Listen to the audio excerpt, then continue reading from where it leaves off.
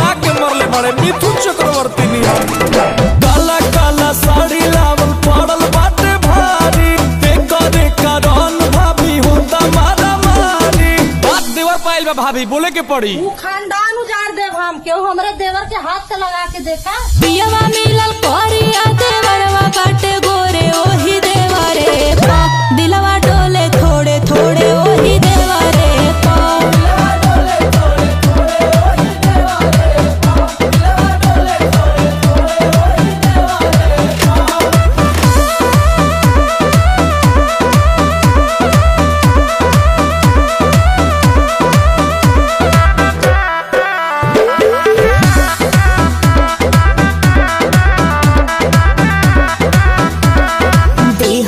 दहेज परहेज काहे करी बाटे अभिएज मयनेज काहे करी काजू खैबू भौजी खिया दे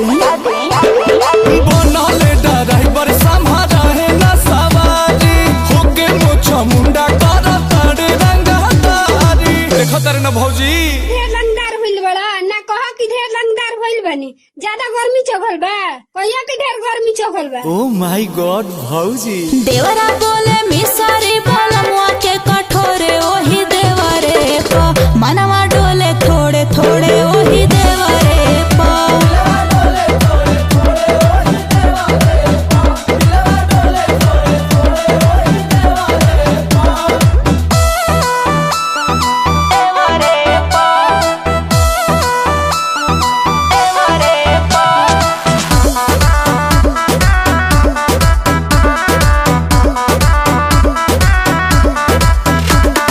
रहता जे अंकुश कॉलेज में संगतिया लालू से बियाह के नयाइत नौबतिया इनकरा से तो बियाह ना करती भाग जेदी तोहरे संग होके जब दुख भौजी सहले नु जाला मीठा मीठा फल सुना पिलुए नु खाला पिलुआ कहत रे मारम नु देखो तारू नु भौजी आपके का समझलो हीरो कि शेर का हवो सवा शेर हवो भौजी तेहू तो बेलने बाड़े मार मार के मुस्की करता के हमरे ओरे ओही देवरे दिलवा डोले थोड़े थोड़े ओही देवरे